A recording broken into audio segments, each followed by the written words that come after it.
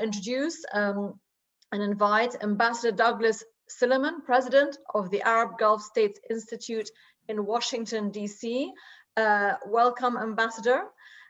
Good to have you with us today. And I'm going to hand over to you now to moderate the U.S. National Panel session, which is going to be taking a look at the outlook for foreign policy, U.S. foreign policy in year one of the Biden administration. So over to you. Thank you very much, Ambassador. Thank you very much. Good morning, good afternoon, or good evening as appropriate to everybody in our global audience.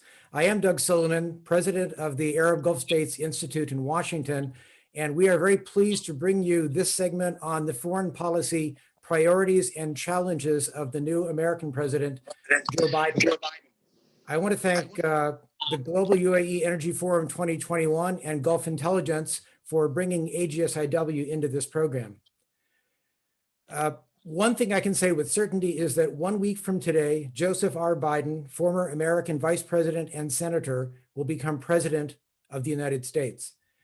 Many expect President Biden to chart a significantly different course in his foreign policy than has President Trump. And we have today two excellent guests to help us focus on the challenges for the new president in the Middle East and the Gulf, and help us understand what a Biden foreign policy in the region might look like. Tim Lenderking is the Deputy Assistant Secretary of State for Arabian Peninsula Affairs at the U.S. Department of State. He is a career American diplomat with nearly 3 decades of experience, including service in Saudi Arabia, Kuwait, Iraq, Morocco, Bangladesh, and Syria. Tim, welcome and thank you for being with us today. Mina Al-Arabi is the editor-in-chief of The National. She previously served as assistant editor for Sharq al-Awsat and headed its Washington, D.C. bureau. She was named by Foreign Policy magazine one of the top 100 Twitterati on foreign policy. Mina, welcome. It's a pleasure to have you with us today. Let me start off with a few general comments on the incoming Biden administration, its priorities, and its challenges. Given the extent of the coronavirus pandemic in the United States, the need to distribute vaccines to 330 million Americans, the urgency to jumpstart the American economy both during and after COVID, and the necessity of dealing with the very deep political divides that we have all seen in American society with the violent attack on the US Capitol last week, and likely today, the second impeachment by the House of Representatives of President Trump. President Biden will first and foremost concentrate his attention and resources on American domestic issues. Let me repeat that.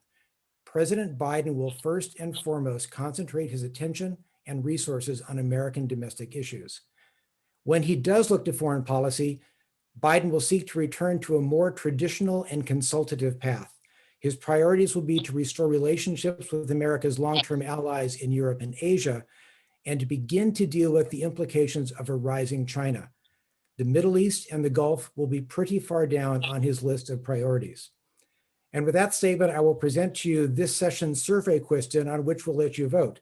Will Joe Biden's presidency be a positive development for peace and stability in the Gulf and the Middle East?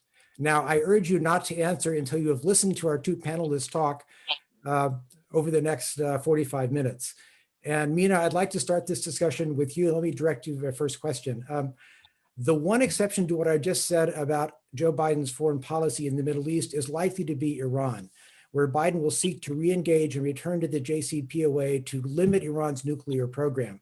How do you see this moving forward in Washington from your experience and in the region as well? Thank you, Ambassador Silliman. It's great to be with you. And indeed, all eyes in the region on the new Biden administration and decisions we'll make. Candidate Biden, President-elect Biden, has said that he wants to go back to the JCPOA. The question is there a way back? Or is the need for a new deal? One of the issues that people in the region have been talking about is the fact that the JCPOA has sunset clauses, some that actually come into action in 2026. That's only 5 years away now. And others are further down into 2031. But regarding uranium enrichment, we're looking at the fact that already the Iranians have started to go back to their high-level enrichment. So The question is, can there be a JCPOA 2.0? And that's the hope. The hope is that there isn't a reversal, but rather a moving forward. There are questions about what negotiating position the president and the administration will be in if they've already publicly said that a key policy priority is to go back to the deal quite soon from coming into office.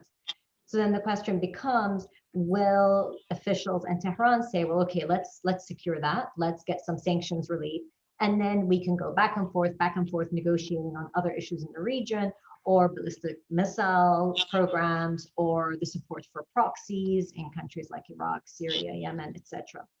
And so the question really is about what negotiating position will the Iranians be in and will the Americans be in? Unquestionable, the fact that the Iran issue is top priority for the administration, but also really for the rest of the region. Ideally, you would have the possibility of talks that include the Iranians, the Americans, and regional countries, not only Gulf countries, but the countries like Iraq that are immediately impacted by what happens in the relationship between the US and Iran.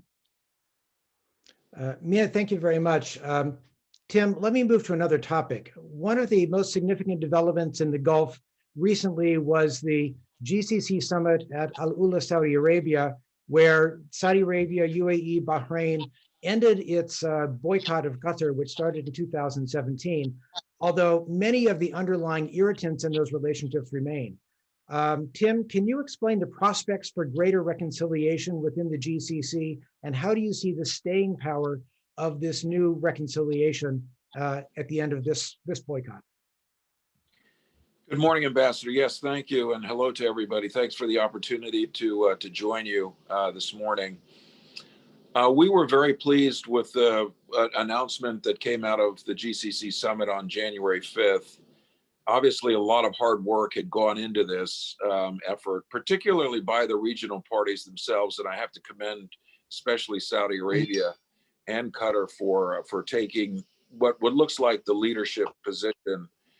Although all of the other countries, part of the quartet, were present at the summit, it was very important, I think, that Saudi Arabia and Qatar have made special efforts to turn a corner here.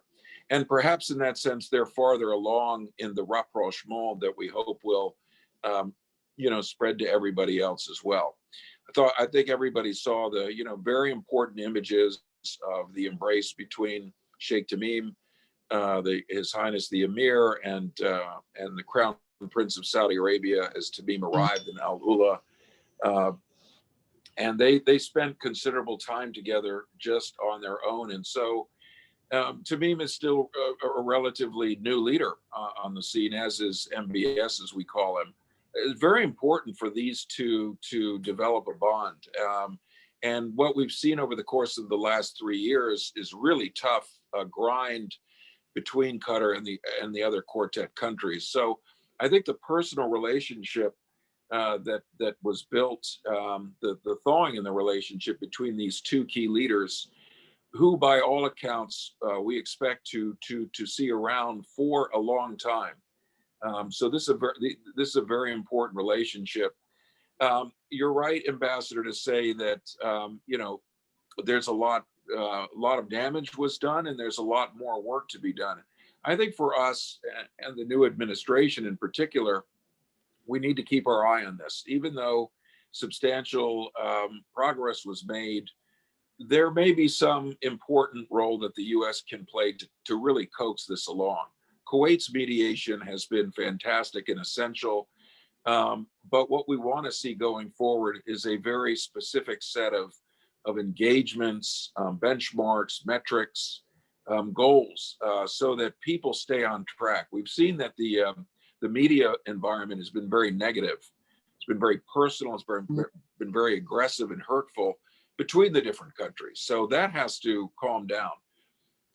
But for there to be a better atmosphere, it's going to be essential for the countries to agree through the working groups that they are establishing to set goals and to march forward smartly. So we're in a much better shape than we were since this whole thing started. It was unfortunate that the rift began in the first place. And as I say, there was damage to U.S. interests, to important Gulf relationships, but we do have an opportunity now to turn the corner.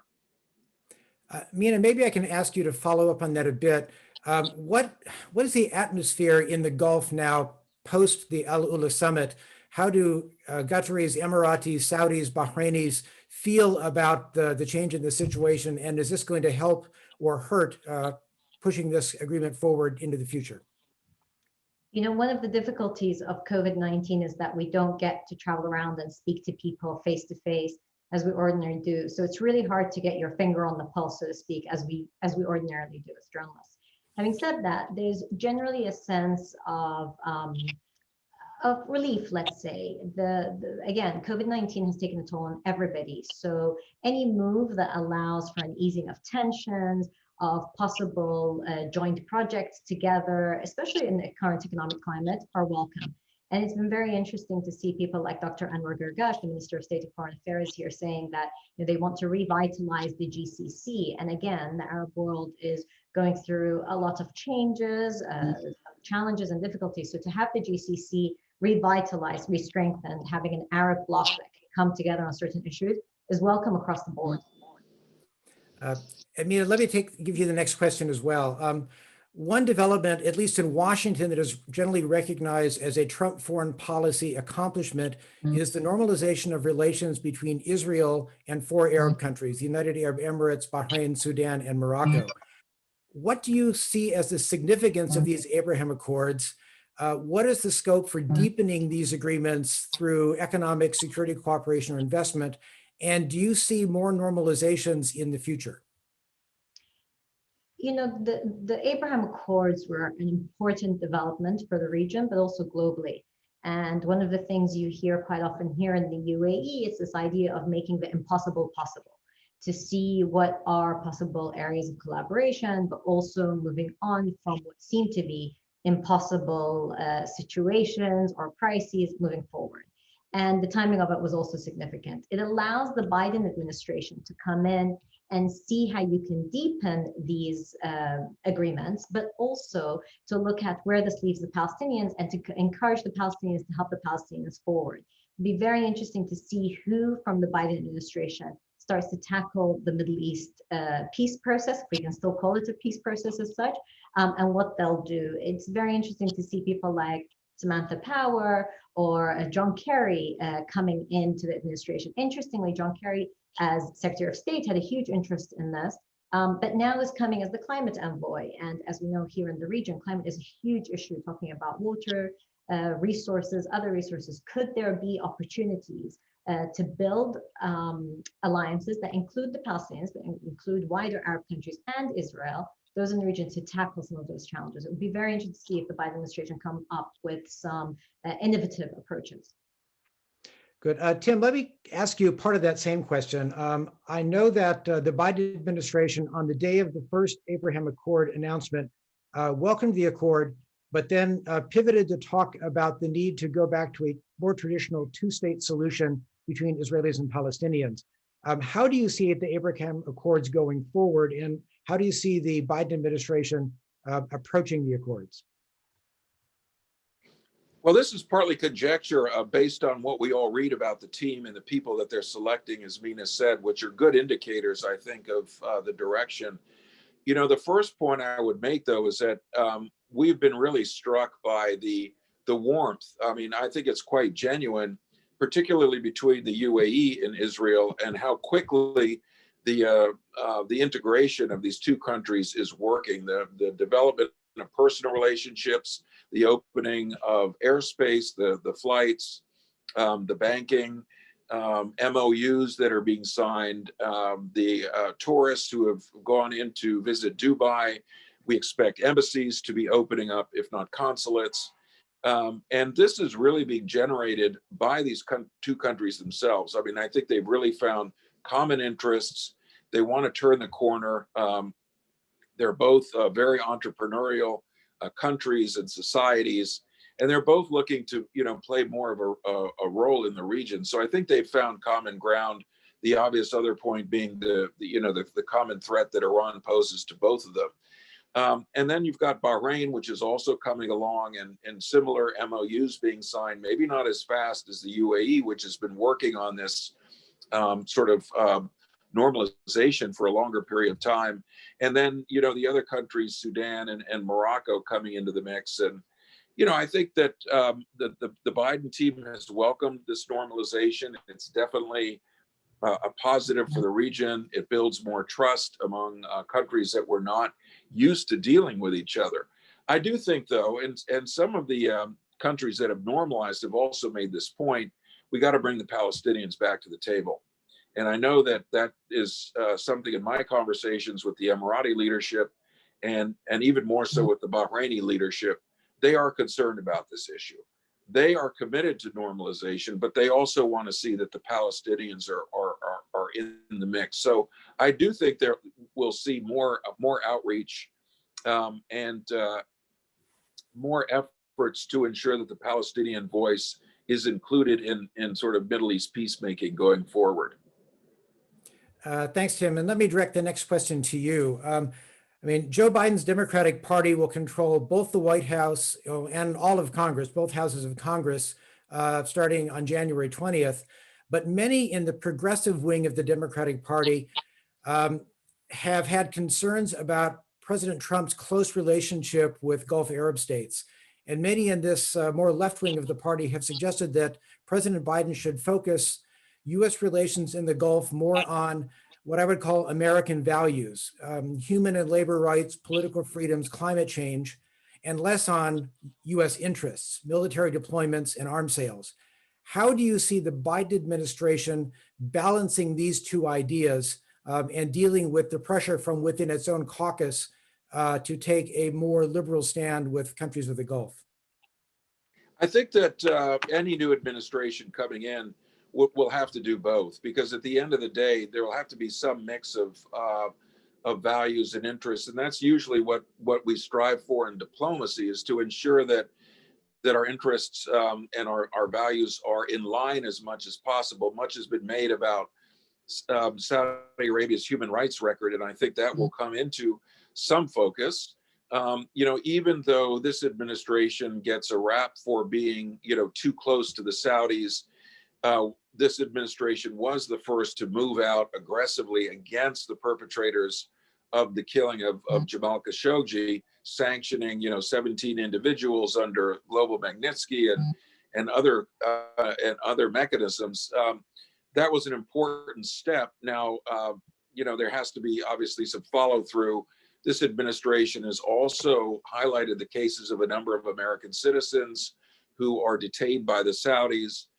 This administration has also talked about, the need for the driving activists to be freed, and so maybe much of that has been under the radar, which is sometimes appropriate. So that may not be as obvious to some of the audience here today, but as someone who has worked in this administration and hope to continue in the next as a career person.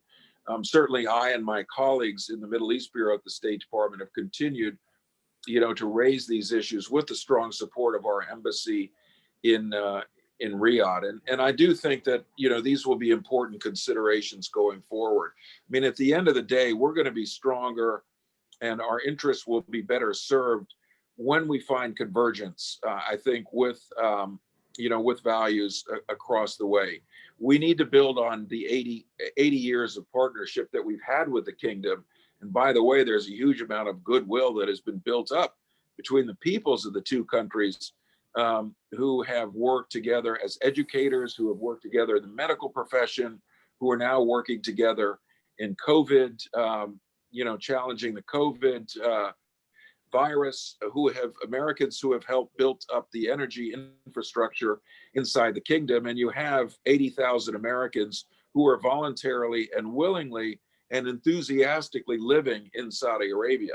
And many of them have been there for decades. So there's something good going on here between the two countries. I think we have to build on these really important foundations, and that some of that personal friendship could be an excellent foundation for building stronger ties based on values going forward. And Tim, let me ask you a more specific question with regard to the two pending arms sales that have been notified to the Congress for the United Arab Emirates and Saudi Arabia. How do you expect the Biden administration to deal with those arms deals? I'm sure that the Biden team will also be very interested in job creation in the United States and whatever ethical views one has toward big arms sales. The reality is they do create jobs in the United States, and basically in plants and manufacturing in states in the heartland and on the periphery as well. So I think we want to continue to look for areas where our relations with the Gulf do lead to commercial advantages and economic advantages for the United States and for American citizens. There also are legitimate security threats in the region. I mean, we mentioned Iran. How one tackles the Iran threat can be debated, and one can come up with very different strategies, but one should not minimize, in fact, the threat that Iran poses both to the United States and to our interests through their use of proxies, whether we're talking about Syria or through their support for the Houthis in Yemen, or through other groups in Iraq, which are very much very destabilizing. So I think the new administration will want to maybe take a fresh look at this, see how to work that balance between strengthening our allies and making sure that those economic benefits are there.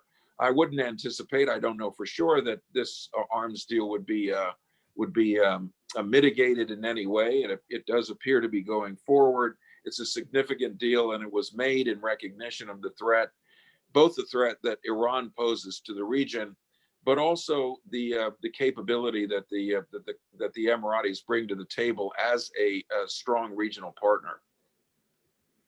Thanks, Tim. Mina, I want to ask you a question based on some of what Tim just said. It's clear that President Trump has focused much of his Middle East policy on Iran and threats from Iran. And Iran policy became, over the past 2 years, the real focal point of Trump's policy toward Iraq as well.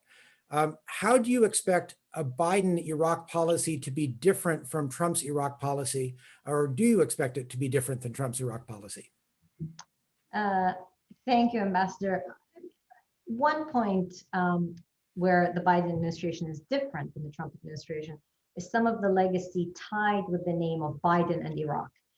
For many Iraqis, they're worried because of the 2006-2007 effort that Senator Biden pushed for the division of Iraq into 3 autonomous regions based on sect and ethnicity, this wrong construct of Sunni Shia group. I think he's moved on from that, and hopefully the people working with him have moved on from that. But I think there's going to be a real need to make that clear, loud and clear to Iraqis, that that is actually not a position that he holds or that he believes in. But importantly, that the Iraq file will not be dealt with as either an extension of Iran policy or as an extension of looking at the region through a sectarian prism, which really hurt the region. And I think the region has moved on from in some ways, especially in the protests we've seen in Iraq, we've seen in Lebanon, where young people have come out very clearly and said, this sectarian prism is not the way we see ourselves or want to govern our countries. Iraq will remain important, of course, if you are serious about wanting to push back against Iran's expansionist policies in the region. You have to start with Iraq, as difficult as it is with how embedded Iran has become in Iraq. And also, Iran has been able to bypass sanctions because of Iraq providing a lot of financial support, if not corrupt methods, allowing the Iranians to get through sanctions. So Iraq will be important both for Iran policy, but also extremism. And more importantly, Iraq is a strategic country, its strategic location, its 40 million population, and the legacy of the US in the region is still going to be tied with Iraq. While nearly 18 years have passed since the 2003 war in Iraq, a lot of how the people view the US comes through what it's doing in Iraq and how it positions itself in Iraq. So it will be important. Again, the names that we're hearing being nominated by President-elect Biden are knowledgeable and know Iraq well. Lloyd Austin was a commander in the 2003 war and somebody who played a role in 2003, but also in the pushback against ISIS. And he, of course, has gone on the record several times to talk about Iran's actions in Iraq and how problematic they are. Others like Brett McGurk and Antony Blinken, of course, know Iraq. The hope is that Iraq is not seen as a negotiating card that can be given or leveraged in negotiations with Iran. That's the hope, but that's also the concern. And Mina, I think that you are right when you say that the editorial that Senator Biden co-wrote on Iraq in 2006, indicating the possibility of a greater federalism for Iraq based on sectarian divisions, doesn't really represent his current views on Iraq. I know that from dealing with him while I was in Iraq over the past few years, but I realize that that is still a concern of many Iraqis, and I heard that concern when I was there. I don't think that will drive American foreign policy. Yeah, I agree, but I think with these things, it's perception, but it's also voicing it. So of course, with the nuance and the dealings you have are quite different from what people have heard from 2006 until now. So yes, I agree. I don't see it as American foreign policy, but I think we'll have to get people to have confidence that that's not the case. And Tim, let me come to you and talk a little bit about another area of the Gulf region where there has been significant Iranian involvement, and that's Yemen. There has been a lot of criticism in the US Congress of President Trump's policies of helping to support the war in Yemen. Do you expect a change in Yemen policy under President Biden? And to what extent do you think that the designation of the Houthis as a terrorist organization will pose a complication for the new president in coming up with his policy on Yemen? Well, I don't expect a major change in policy because I think actually the current administration has the right, basically the right approach in the sense of, recognizing the threat of that the Houthis pose, viewing their support from Iran as problematic, and that's enabled the Houthis to build up, technical capacity that they would not have been able to otherwise do, which is a menace to our partners in the region, as a threat to international shipping in the Bab el-Mandeb. And we've seen that the Houthi capabilities grow and increase quite strongly. We remain, on the humanitarian side, the largest international donor, $630 million last year. And I think that's, hugely important for Yemen's situation, because basically over the last couple of years, despite our efforts, despite those of the UN Special Envoy and many, like-minded countries in Europe and elsewhere, we've just seen the situation deteriorate basically on all the metrics, whether it's the amount of territory that the Houthis control, whether it's the number of attacks that they launch across the border in Saudi Arabia, whether it's the use of kidnapping as a political tool inside Yemen, and whether it's all of the metrics that go under the humanitarian file in terms of food security, cholera, provision of medicine, and really ability of NGOs and humanitarian workers to move around the country and do their jobs without fear of harassment, mainly by the Houthi authorities. We've also just seen a very terrible attack on the Yemeni government as they return to Aden after an absence of quite a long time. We've been urging the government to get back into the country, and they do, and they're greeted by UAVs and missile attacks that came very close to hitting the airplane itself that would have taken out many government ministers. So let us not be, whatever administration we are, let us not close our eyes to the threat that the Houthis pose, and that is to our interests, and that is something that very much drove the secretary's decision on Monday to announce his intent to designate the Houthis as a terrorist organization. Now, that does pose certain challenges for the new administration. While the Houthis, are independent actors to some extent, they're also tied in with Iran's policy interests in the region. So I would expect the Biden team to look at the Houthis also through the lens of the Iran piece as well. But I think also the secretary looked at this situation that I've just described and said, "Ain't nothing working. We better try something else." And I won't pretend to say that this is a popular decision. As noted, some members of Congress on both aisles, both sides of the aisles have come out against it. Humanitarian workers are very fearful for what will happen to their ability to manage humanitarian affairs. We know that the UN system basically across the board is very concerned about this decision. And what we're doing this week is to work with our colleagues in the interagency to make sure that licenses and the appropriate waivers are there, and instructions and guidelines are clear from U.S. government institutions, so that shippers, humanitarian workers, those who need to meet with the Houthis to promote peace can all do that activity and not fear sanction by the United States. But it really remains to be seen what the impact of this is going to be. And obviously, I would say that if the Houthis make the wrong decision and choose to react through some sort of display of military prowess, I don't think that's a good message for the incoming administration. Thank you, Tim. Mina, I want to completely change direction now for a moment and talk a little bit about the economy of the region. Certainly in the United States, we are hoping that a subsidence of COVID over the course of 2021 will reopen the economy. So my question for you is kind of twofold. How are the Arab Gulf states and other countries in the region poised to recover from COVID? And we just heard from the Secretary General of OPEC, Mohammed Barkindo, that in 2016, OPEC essentially, when sanctions were removed from Iran, gave Iran a production pass while they could restore their production capacity. If that happens in 2021 with a return to the JCPOA, how might that affect the recovery of Gulf economies and the ability of Gulf economies to help other less fortunate regional economies? You're right. I mean, 2021, like in the United States, here there's hope that there is a recovery. Slow. It won't be what people had hoped a year ago or 6 months ago even, but there are hopes for a recovery as vaccination campaigns really ramp up in the region, especially in the Arab Gulf states. The UAE at the moment has the second highest number of vaccine doses in the world that have been administered.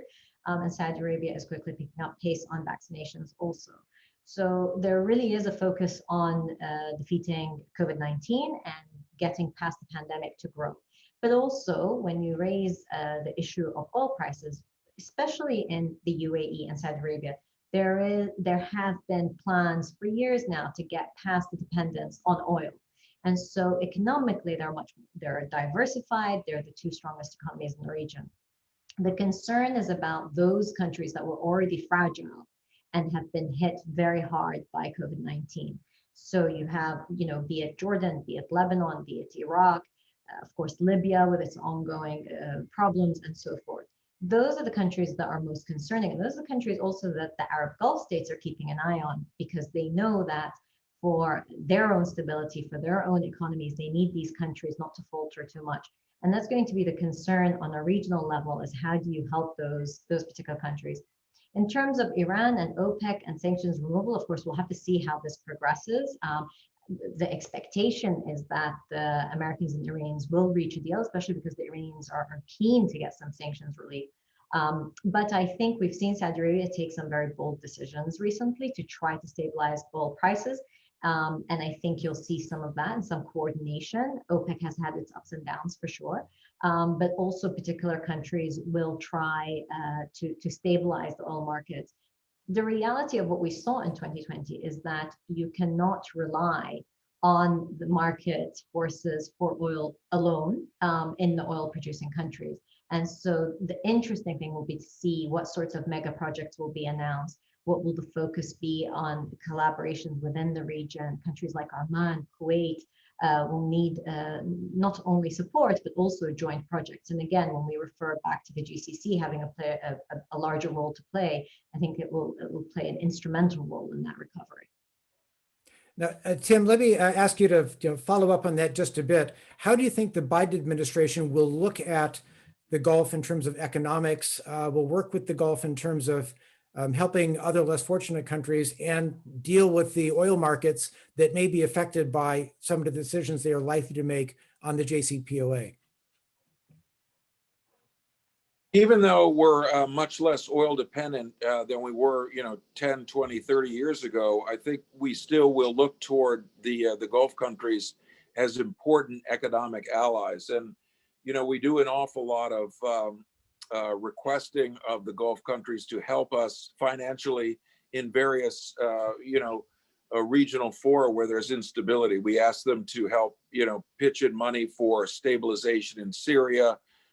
We asked them for assistance with, problems in Libya and Somalia and in Sudan to stabilize situations there.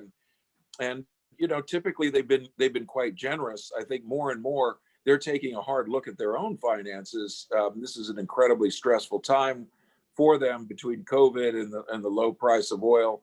They all have their own ambitious, Vision 20, 30, 40, 50 plans. The UAE is putting a lot of money into a major platform for Expo in Dubai, which is a year delayed by COVID, but is expected to open this coming October. We'll have a pavilion there, and that's all fantastic. But they have maybe less to work with.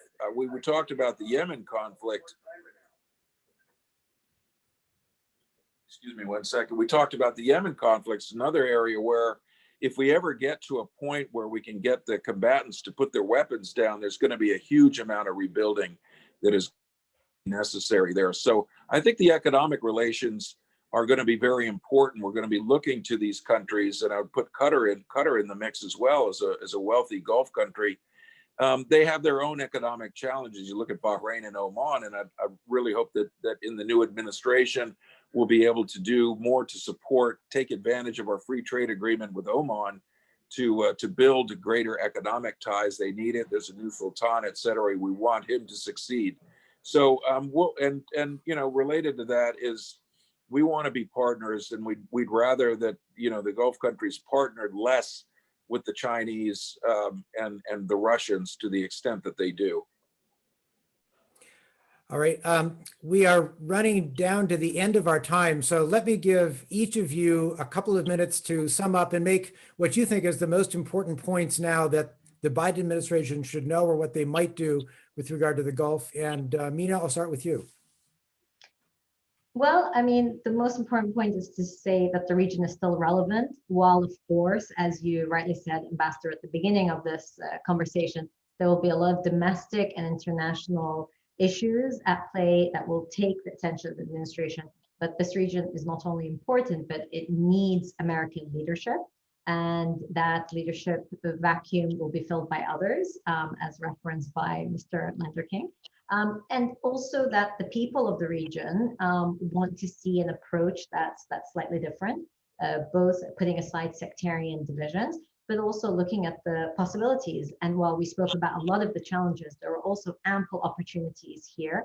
Expo 2020 being delayed, yes, until 2021, but Expo is one, but also some of the projects looking at renewables and genuinely tackling the climate issue, which is so pressing for the entire region and the entire world. And I think to encourage the region to play that role will be important. And I guess finally, the Iran dynamic is very important, but there are concerns if we say we just deal with the nuclear file and then turn to the other issues, that might be the wrong sequencing. And we've seen that happen before, and the consequences were not good for too many Arab countries. Thank you. Tim, your final thoughts? Yeah, thank you. And I agree with the very wise Mina on the points that she made. I do think, number one is the relevance of all of these countries to us. So while there will be many who will say that let's do less with Saudi Arabia, I mean, beyond the economic points that I made, there still are counterterrorism issues and security issues. There still is Al-Qaeda in the peninsula. There is the Houthi threat, which I've talked about. And there are still other groups, tied to ISIL that we really need to keep our eye on. There's more much more work to be done. Second, I mentioned a couple of the dynamic leaders out there, and our expectation that folks like Sultan Haytham and Amir Tamim, MBS, these are people that we anticipate. We don't control this situation, but we anticipate that they will be on their thrones respectively for a long time. It's going to behoove us to, develop good personal relationships with each of them, as we have, but to continue those with the new team, spend the time with them to make sure that we're, on script together, that we're approaching the region in as much convergence as we can. And I think that will be very important.